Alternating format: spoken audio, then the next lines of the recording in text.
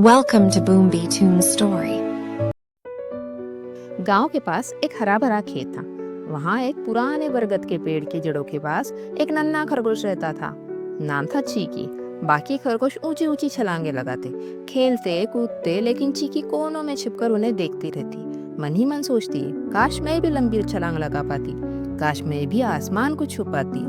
लेकिन जब भी कोशिश करती, उसके छोटे छोटे पांव कांपने लगते और वो गिर पड़ती। हर दिन बाकी जानवर उसका मजाक उड़ाते, अरे तू तो कूद ही नहीं सकती, डरपोक है तुम। चीकी चुप रहती।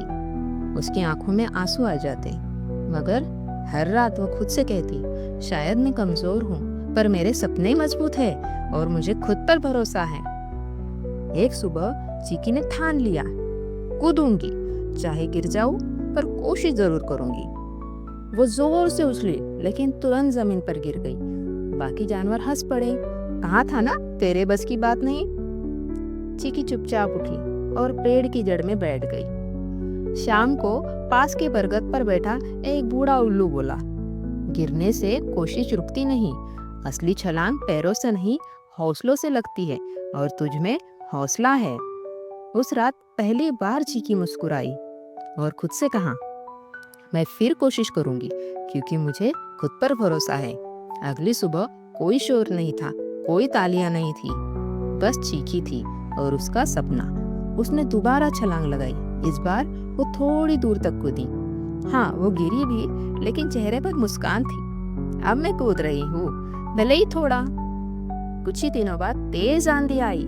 सारे जानवर अपने अपने बिलों और घोंसलों में छुप गए, लेकिन चीकी ने वहीं से छलांग लगाई। हवा से टकराई, घास में गिरी, फिर भी उठी और दोबारा कूदी, हर बार पहले से ऊंची। जब आंधी थमी तो चीकी सबसे ऊंचे टीले पर खड़ी थी। वही जानवर जो कभी उसका मजाक उड़ाते थे, अब उसकी हिम्मत देखकर चुप हो गए। उल्लू ने कहा, तूने खुद पर भरोसा किया और वही तेरी सबसे बड़ी ताकत है।